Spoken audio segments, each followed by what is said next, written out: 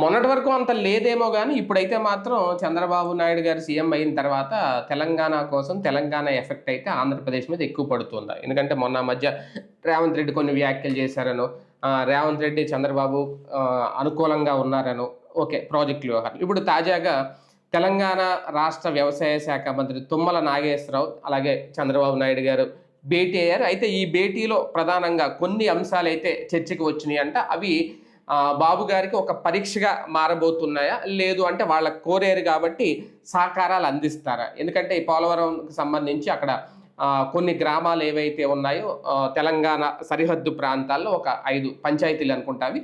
వాటిని తెలంగాణలో కలపాలి అనేది, అలాగే పెదవాగు ప్రాజెక్టు రిపేర్ ఖర్చు ఏదైతే ఉందో దాంట్లో 85% ఆంధ్రప్రదేశే భరించాలట. దాంతోపాటు మరికొన్ని కూడా అడిగారు. తిరుమలలో కూడా ఏదో ఒక 5 ఎకరాల ఎత్తుతో కేటాయిస్తే తెలంగాణ భవనం ఏర్పాటు చేసుకుంటాం. అలాగే రైల్వే రవాణా, బొగ్గు రవాణా సౌకర్యం, రైల్వే కనెక్టివిటీ, వీటన్నిటి గురించి చర్చ జరిగింది అనేది. అయితే ఇదంతా తెలంగాణ ప్రయోజనం కోసం ఆంధ్రప్రదేశ్ రాష్ట్ర ముఖ్యమంత్రి ఒక నిర్ణయం తీసుకుంటారో, దీన్ని సాక్రిఫైజ్ అనాలా, లేదంటే ఇరు రాష్ట్రాల మధ్య సత్సంబంధాలు కొనసాగాలంటే ఇవి తప్పదని అనుకోవాలా? ఎలా చూడాలి? ఇదే అంశాన్ని చర్చించే ప్రయత్నం చేద్దాం. సార్, ఒకటి, ఇప్పటికే రేవంత్ రెడ్డి అక్కడ ఉన్నారు అంటే బాబు గారి శిష్యుడే, అందుకనే ఆయన చెప్పిన టీని వింటున్నారా అనేది మొన్న. ఇప్పుడు ఏకంగా వ్యవసాయ శాఖ మంత్రి తుమ్మల, ఈయన కూడా ఒకప్పుడు టీడీపీలో ఉన్న వ్యక్తి తుమ్మల నాగేశ్వరరావు గారు కూడా అప్పట్లో. సో ఆ పరిచయమో ఇంకొకటో, లేదంటే రాష్ట్ర ప్రయోజనాల కోసం ఈ భేటీ ఎలా చూడాలి? అంటే బేసిక్గా వీళ్ళిద్దరికి మధ్యన ఉన్నటువంటిది ఒక కీలకమైనటువంటి సాన్నిహిత్యం. అయితే సేమ్ టైం ఏవైతే ట్రబుల్స్ క్రియేట్ కాకుండా చూసుకోవడంలో ఇద్దరు కూడా జాగ్రత్తగా ఉంటారు. ఒకళ్ళకొకళ్ళు ట్రబుల్ సృష్టించుకునేవాళ్ళు కాదు. అదే సందర్భంలో ఒకళ్ళ బాధ్యతను ఒకళ్ళు తీసుకునేటటువంటి వాళ్ళే. ఇప్పుడు ఈయన అడిగిన వాటిట్లలో ఆయన నియోజకవర్గ గురించి, ఆయన జిల్లా గురించి వచ్చారు. తప్పులేదు అది. ఒక రాష్ట్ర ముఖ్యమంత్రి దగ్గరకు ఇంకో రాష్ట్ర మంత్రి హోదాలో రావడమే కాదు, తన జిల్లా ప్రతినిధిగా, తన నియోజకవర్గ ప్రతినిధిగా కూడా వచ్చారు తుమ్మల. అవును, అంటే ముఖ్యమంత్రులు భేటీ అవ్వడం వేరు. ఒక రాష్ట్ర ముఖ్యమంత్రి వచ్చి సీఎం అని కలిసి తమ ప్రయోజనం తప్పేం లేదు. అంటే ఆయన వ్యక్తిగత ప్రయోజనం అడిగితే తప్పు. ఆయన పరిచయం ఉంది కాబట్టి వచ్చి ఉంటారు కదా. అంతే, చనువుని తప్పు పట్టాల్సిన పని లేదు. ప్లస్ అది తన నియోజకవర్గ, తన జిల్లా ప్రయోజనాల కోసం చేస్తున్నప్పుడు ఖచ్చితంగా హర్షించాలి. తనకున్న పర్సనల్ పలుకుబడిని తన జిల్లాకి, తన నియోజకవర్గానికి వాడుతున్నాడు ఆయన. అది అభినందించాలి, మంచి ఆలోచన. సేమ్ టైం ఈయన రాష్ట్రాన్ని త్యాగం చేయరు ఆయన కోసం. ఆయన అడిగిన వాటిట్లలో నాకు కనిపించినవి హైవేస్కి సంబంధించి 2 హైవేస్ కన్స్ట్రక్షన్లో ఉన్నాయి, అండర్ కన్స్ట్రక్షన్లో ఉన్నాయి. వాటికి మేబీ మన రాష్ట్రంలో, అంటే తెలంగాణ మీద నుంచి మన రాష్ట్రం మీదుగా గోదావరి జిల్లాలకి టచ్ అయ్యాయి అనమాట. అవి అక్కడ ఏదో ప్రాబ్లం రాబోతుంది, దాంట్లో భూసేకరణకు ఏదో ప్రాబ్లం వచ్చినట్టుంది, లేట్ అవుతున్నట్టుంది. అది కొంచెం త్వరగా పూర్తి చేయేలా చూడండి అని అడిగారట. నితిన్ గడ్కరీతో ఉన్న కాంటాక్ట్స్, చంద్రబాబు గారికి ఉన్న సాన్నిహిత్యము, కేంద్రంలో బార్ట్ కూడా కావడం వల్ల బాబు గారు తలుచుకుంటే తొందరగా అయిపోతుంది. ఈవెన్ మనకు కూడా భద్రాచలంకి ఇప్పుడు ఫాస్ట్ అవుతుంది. అప్పుడు అది చేయమని అడగడంలో తప్పులేదు. అది నియోజకవర్గానికి, 2 రాష్ట్రాలకి అంతా ప్రయోజనం. అది 2 రాష్ట్రాల నాయకులకి ప్రయోజనం, 2 రాష్ట్రాల ప్రజలకి ప్రయోజనం, భక్తులకి ప్రయోజనం. భద్రాచలం ఫాస్ట్లో వెళ్ళొచ్చు మనం. ఇప్పుడు భద్రాచలం పోవాలంటే 7-8 గంటలు పడుతుంది ఆ సింగిల్ లైన్ వల్ల. అది 3-4 గంటల్లో బట్టే అవకాశం ఉంటుంది అనమాట. అది ఒక మంచి ఆలోచన. అది ఆయన అడగడంలో తప్పులేదు. కాకపోతే తిరుమల కొండ పైన ఇది అడిగారట, దాన్ని ఏంటది, తిరుమల అదే తెలంగాణ భవన్ కడతాను. అది మాత్రం అసాధ్యం, కడితే తప్పు కూడా అది. ఎందుకు అంటే ఏ రాష్ట్రానికి ఇవ్వలేదు కదా అట్లాగా. ఓ రాష్ట్ర భవనం అని ఎవరన్నా పెట్టారా కొండ మీద? ఎందుకు అసలు నీ రాష్ట్ర భవనం అంటే ఢిల్లీలో ఉంటాయి రాష్ట్ర భవనం. ఇప్పుడు మన ఆంధ్ర భవన్లో రూమ్లో అద్దెకిస్తాం మన వాళ్ళకి. మనం వెళ్ళినప్పుడు జర్నలిస్టులు కానీ, లేకపోతే ఎమ్మెల్యేలు కానీ, ఎంపీలు కానీ, వీళ్ళ తరపున మనుషులు ఎవరన్నా వెళ్తే తక్కువ రేటుకి అద్దెకిస్తారు అక్కడ. ఓ క్యాంటీన్ సబ్సిడీ రేటు నడుస్తుంటుంది అక్కడ. ప్రజాప్రతినిధులకైతే తక్కువ రేటు, జర్నలిస్టులకైతే తక్కువ రేటు, మిగతా పబ్లిక్ అయితే మామూలు రేటు. అక్కడ 150-200 ఉంటుంది మామూలు. అదే వీళ్ళకైతే 50 రూపాయలు ఉంటుంది అనమాట. భోజనాలు, టిఫిన్లు అవి తక్కువకు ఉంటాయి. అలాంటిది చేయడంలో తప్పేమీ లేదు దాంట్లో. ఇది అట్లాంటిది ఉంటాయి అక్కడ. అలాంటిది ఇక్కడ ఆయన ఎక్స్పెక్ట్ చేస్తున్నారు. అది కరెక్ట్ కాదు కదా. ఒక రాష్ట్రానికి అట్లిస్తే అన్ని రాష్ట్రాల వాళ్ళు వస్తారు, వచ్చాక అన్ని రాష్ట్రాల భవనాలు పెట్టి రేపు పొద్దున్న దేశాల భవనాలు కూడా అడుగుతారు. అమెరికా ఎన్ఆర్ఐ భవనం, అమెరికా ఎన్ఆర్ఐ భవనం, కెనడా ఎన్ఆర్ఐ భవనం, బ్రిటన్ ఎన్ఆర్ఐ భవనం కూడా అడగచ్చు. అక్కడ ఉన్నది ప్లేస్ చాలకనే ఇప్పుడు అటవీ ప్రాంతం ఎక్కువ ఉంది అని కొత్తగా కాటేజీలే ఇవ్వట్లేదు. అక్కడ కొత్త కాటేజీలకే కట్టుకోవడానికి ఒప్పుకోవట్లేదు. అక్కడ తిరుపతిలో కడుతున్నారంట. అట్లాంటిది వీళ్ళకి ఎట్లా ఇస్తారు అక్కడ? ఇంకోటి, అది ఎప్పుడైతే బిగిన్ అవుతుందో దర్శనాలకి టికెట్లు ఇవన్నీ కూడా బిగిన్ అవుతాయి. ఇప్పటికే వాస్తవంగా మనకి లేని అవకాశాన్ని మనం వాళ్ళ నుంచి తీసుకుంటున్నాం, వాళ్ళకి ఇచ్చాం. ఏంటంటే మన ఎమ్మెల్యేలతో పాటు వాళ్ళ ఎమ్మెల్యేల లెటర్లు కూడా యాక్సెప్ట్ చేస్తున్నాం. వారంలో 4 రోజులు ఏమో. మరి తెలంగాణలో యాదగిరి గుట్టలు అట్లా ఏమైనా పెట్టారా మనకి ఆఫరు? లేదు. అక్కడ ఉన్నటువంటి భద్రాచలంలో అట్లాంటి ఆఫర్ ఏమైనా పెట్టారా? మామూలుగా మన వాళ్ళు లెటర్ పట్టుకుని వెళ్తే అక్కడ ఏమన్నా ఖాళీగా ఉంటే ఇస్తున్నారు. ప్రత్యేకించి మనకంటూ కోట ఏమి ఇవ్వట్లేదుగా. తెలంగాణలో ఉన్నటువంటి అనేక ఆలయాలు మనకు అట్లాంటివి ఏమి ఇవ్వట్లేదు కదా. అసలు అట్లాంటిది ఏమన్నా అనుకుంటే ఇద్దరు ముఖ్యమంత్రులు కూర్చొని మాట్లాడుకుని అనుకోవాలి. ఇంకోటి, అట్లా అనుకుంటే రేపు పొద్దున్న తమిళనాడు వాళ్ళు కూడా అడుగుతారు కదా. అయినా సరే మనం ఇస్తున్నాం, ఎందుకంటే మన నాయకులకి, మనకి తెలంగాణలోనే మన నాయకులందరూ ఆస్తులు ఉన్నాయి కాబట్టి, ప్లస్ వాళ్ళు కలిసినే రాజకీయాలు సుదీర్ఘకాలం చేస్తున్నారు కాబట్టి ఒకళ్ళకొకళ్ళు ఇచ్చిపుచ్చుకుంటున్నారు అంతే. అది ఇవ్వడం అనేదే ఎక్కువ ఓ రకంగా చెప్పాలి. అలా అనుకుంటే రేపు యాదగిరి గుట్ట మీద ఆంధ్ర భవన్ కట్టాలి, తమిళనాడులో అక్కడ అరుణాచలం ఆంధ్ర భవన్, కేరళలో ఆంధ్ర భవన్ కట్టాలి. అట్లా కరెక్ట్ కాదు కూడా. అట్లాగా ఒకటేంటంటే మనం ఏమన్నా తిరుపతిలో తిరుమల పైన కాటేజీలు ఓన్లీ ఆంధ్ర వాళ్ళకే ఇస్తాం, మిగతా వాళ్ళకి ఇవ్వమంటే అప్పుడు అడిగారంటే ఒక అర్థం ఉంది, మా తెలంగాణ వాళ్ళు ఇబ్బంది పడుతున్నారు. ఎవరు వచ్చినా రావచ్చు కదా, ప్రపంచంలో ఎవరైనా వచ్చి క్యూ లైన్ లో నుంచి తీసుకొచ్చి లేదా ఆన్లైన్ లోనే బుక్ చేసుకోవచ్చు. నీకు లోకల్ వాళ్ళు అయితే ఆధార్ కావాలి, ఇండియా వాళ్ళు అయితే, బయట వాళ్ళు అయితే కనుక వాళ్ళ పాస్పోర్ట్ కావాలి. సింపుల్ అది. ఇంకేముంది దాంట్లో ప్రత్యేకించి. ఇక మీకు ఎట్లాగూ లెటర్ పట్టుకొచ్చినప్పుడు ఇస్తున్నారు కదా రూమ్లో ఉన్నాయి. ప్రత్యేకించి ఏంటంటే వాళ్ళు తిరుపతి మీదన గ్రిప్ కావాలని కోరుకుంటున్నారు, తమకి హక్కు కావాలని కోరుకుంటున్నారు. అది చెయ్యరు నేను అనుకోవడం బాబు గారు. ఈవెన్ రేవంత్ కూడా అడుగుతాడు అయ్యి, కానీ కేసీఆర్ అడగాలి. ఆ విషయంలో మెచ్చుకోవాలి కేసీఆర్. ఎందుకంటే అట్లా అడిగితే మనం కూడా ఇవ్వాల్సి వస్తుంది కదా అనే పాయింట్తో అతను అడగల. వీళ్ళు అడుగుతున్నారు తిరుమల వేదన. ఎందుకంటే ఎవరైనా సరే తిరుమల స్వామివారిని దర్శించుకోకుండా ఎవడు పోతాడు కాన్సెప్ట్. కేసీఆర్ అడిగే ఉద్దేశం ఉంటే అప్పుడు 100 కోట్లు ఖర్చు పెట్టి యాదగిరి గుట్టను డెవలప్ చేసుకుందాం మనం అని అప్పుడు అందరు కదా, అది క్లియర్ గా. అందుకని వాళ్ళు కరెక్ట్ గానే ఉన్నారు. ఇటు పక్కన వీళ్ళు కరెక్ట్ గానే ఉన్నారు వీళ్ళ ద్వారా. ఇకపోతే ఇంకొకటి వచ్చేటప్పటికి మీరు అన్నట్టు 5 గ్రామాలు 5 గ్రామాలకు సంబంధించి ఇవ్వడం కుదరకపోవచ్చు. అంటే దారిలో ఆంధ్ర కలుస్తున్నది 5 గ్రామాలు. తెలంగాణ భూభాగంలోనే ఉన్నాయంట కదండి 5. అవును, అది ఆంధ్రాలోకి ఇచ్చారు కదా. ఆ లెక్కనైతే 7 మండలాలు తెలంగాణవే. 5 గ్రామాలు ఏంటి? 7 మండలాలు ఆంధ్ర. వెళ్తున్నప్పుడు 5 గ్రామాలు ఇవి కూడా అందులో ఇచ్చినయే కదా, అప్పుడు ఇచ్చినయే కదా. ప్రత్యేకించి వదిలేసుకుంటే వదిలేసుకోవచ్చు, కానీ అప్పుడు ఏమవుతుందంటే లింక్ మిస్ అవుతాం మనం. ఇప్పుడు 7 సిస్టర్ స్టేట్ గురించి మాట్లాడుతుంటాం చూడండి. వీళ్ళు ఈ జిహాదీలు కేకలేసింది అదే కదా, అక్కడ మొక్క చేస్తే ఇండియాకి దానికి సంబంధాలు కట్ అవుతాయని. అట్లాగా ఇప్పుడు ఆ 7 మండలాలకి ఆంధ్రాకి కనెక్షన్ కట్ అవుతుంది ఈ 5 గ్రామాలు వదిలేస్తే. కాబట్టి ఇవ్వడానికి ఇబ్బంది అవుతుంది. అంటే మనం అప్పుడు తెలంగాణలో నుంచి వెళ్ళి మనకు సంబంధించిన పనులు చేయాల్సి వస్తుంది అక్కడ ఆంధ్ర కిందకు వచ్చే 7 మండలాలకి. అది కొంత ఇబ్బంది అవుతుంది. కాబట్టి మేబీ అది కుదరకపోవచ్చు, లేదా ఏమన్నా ఆల్టర్నేటివ్ ఉండి వీళ్ళు ఏమైనా ప్లాన్ చేస్తారని తెలియదు. అది వాళ్ళకి ప్రయోజనం, ఆ నియోజకవర్గానికి ప్రయోజనం తప్పించి ఆంధ్రాకి ప్రయోజనం అయితే కాదు. అది ఒకవేళ కలిపినా సార్ ఒక 5 గ్రామాలు, దానివల్ల ఆంధ్రాకి కూడా పెద్ద నష్టమే ఉంటది. దానివల్ల నేను చెప్తోంది లింక్ కట్ అవుతుంది కదా అంటున్నా. లింక్ కట్ అవుతుంది అంతే. ఇప్పుడు హైదరాబాద్కి డైరెక్ట్ గా మనం వెళ్తాము, తెలంగాణలో నుంచి వెళ్తున్నట్టు, అంతేగాని ఆ లింక్ కట్ అయితే వేరే పేరు వెళ్ళిపోతుంది కదా మనకి. అది సమస్య అవుతుంది.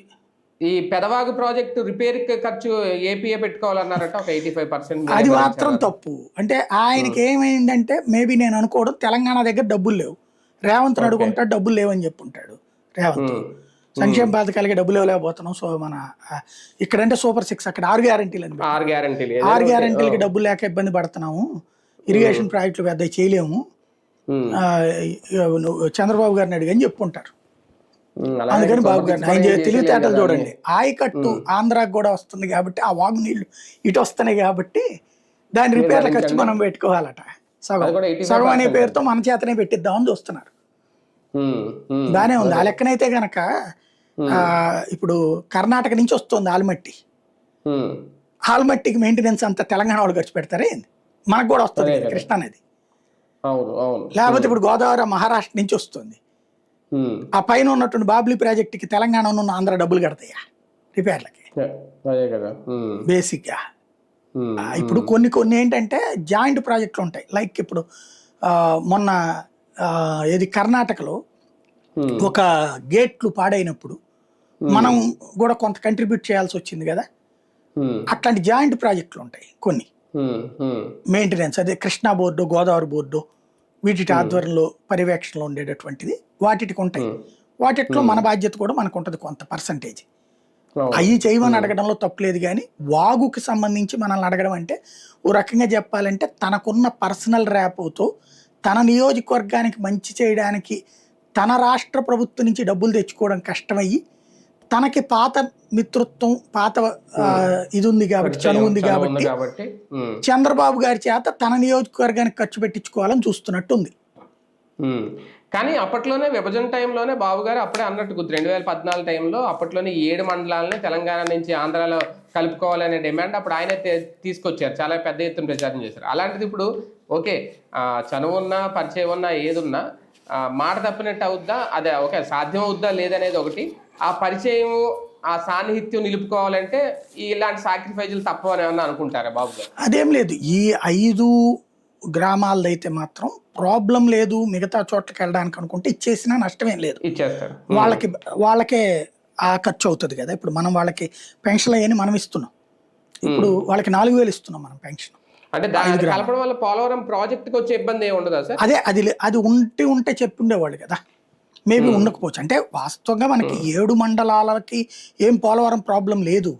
ఆ రోజున ఎందుకు పెట్టారంటే అది సోము వీర్రాజు గారు రైట్ చేశారు ఆ పాయింట్. సోము వీర్రాజు గారు వెంకయ్యనాయుడు గారితో చెప్తే వీళ్ళిద్దరూ చంద్రబాబు గారితో చెప్తే వీళ్ళ ముగ్గురు కలిసిపోయి మోడీ గారిని అడిగారు. అప్పుడు మోడీ గారు రేపు ప్రమాణ స్వీకారం అనగా ముందు రోజున ఈ నిర్ణయం తీసుకున్నారు. ఎందుకు? రాష్ట్ర విభజన జరిగిపోతుంది. విభజన జరిగిపోతే పోలవరం ముంపుకి సంబంధించినటువంటి గ్రామాలది తెలంగాణ ప్రభుత్వ పర్మిషన్ తీసుకోవాల్సి వస్తుంది.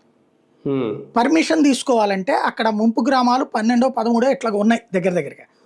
ఈ గిరిజన గ్రామాలు, ఈ గిరిజన గ్రామాల్లో సమస్య ఏంటంటే వాళ్ళది మన రాజ్యాంగం రాయబడినటువంటి నిబంధనల ప్రకారం వాళ్ళ రిహాబిలిటేషన్ 70 నుంచి 100 కిలోమీటర్ల లోపే ఉండాలి.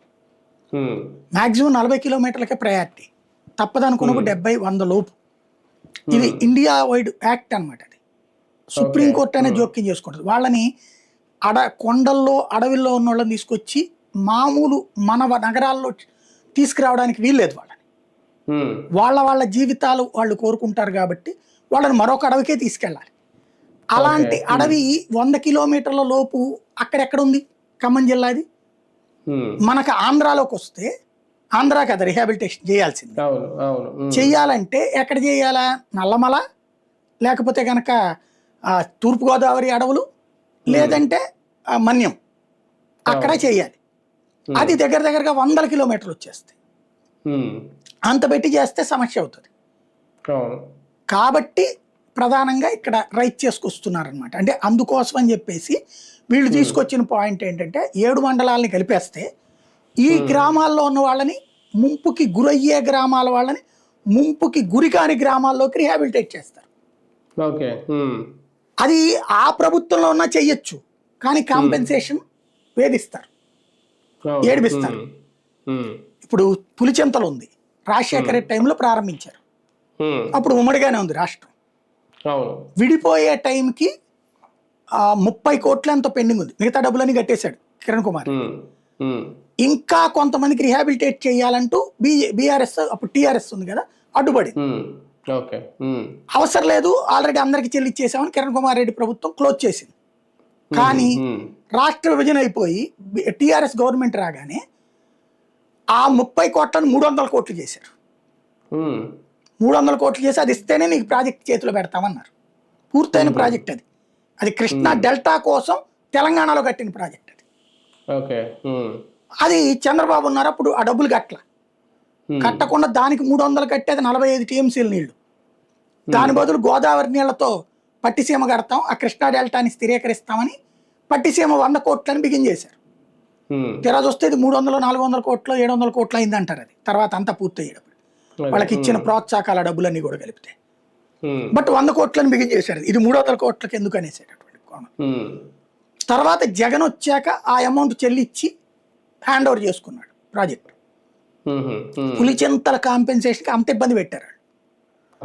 30 కోట్ల రూపాయలు, అది కూడా అదనంగా వచ్చిన కాంపెన్సేషన్. ఏంటి వాళ్ళు అప్పుడు తెచ్చింది, అంతకుముందు ఎప్పుడో పులిచింతలు బిగిన్ చేసింది. నేను విజయవాడలో టీవీ 9లో పనిచేస్తున్నప్పుడు కవర్ చేసిన నేను. అలాంటిది ఆ తర్వాతన 2014లో అంటే ఎన్నేళ్ళు పట్టేసి ఉంటుంది అది. రాష్ట్ర విభజన టైంకి వచ్చేటప్పటికి అప్పటికి పరిహారం వీళ్ళు ఏం పెట్టారు, అంతకుముందు ఇచ్చేశారు. ఇస్తే చివరిలో వీళ్ళు ఏం వెలిగి పెట్టారంటే, చివరిలో కాంగ్రెస్ చట్టం తెచ్చింది కదా, 3 times ఎక్స్ట్రా డబ్బులు ఇవ్వాలి, ప్లస్ అక్కడ ప్రభావితం అయ్యే వాళ్ళందరికీ కాంపెన్సేట్ చేయాలి. ఆ కోటా కింద ఇవ్వమని పెట్టారు. పాత ప్రాజెక్టు కొత్త పరిహారం పెట్టారు అన్నమాట. ఆ పరిహారం ఇవ్వలేదని అది 30 కోట్లు 300 కోట్లు అయింది. అది దాదాపుగా ఇవ్వాల్సి వచ్చింది ప్రభుత్వం. అలాంటి పరిస్థితి ఇక్కడ వచ్చిండేది పోలవరానికి ఆ రోజున. లేదా పర్మిషన్ ఇవ్వమని అడ్డు పెట్టేవాళ్ళు కోర్టులో, గిరిజనుల చేత పెట్టించేవాళ్ళు.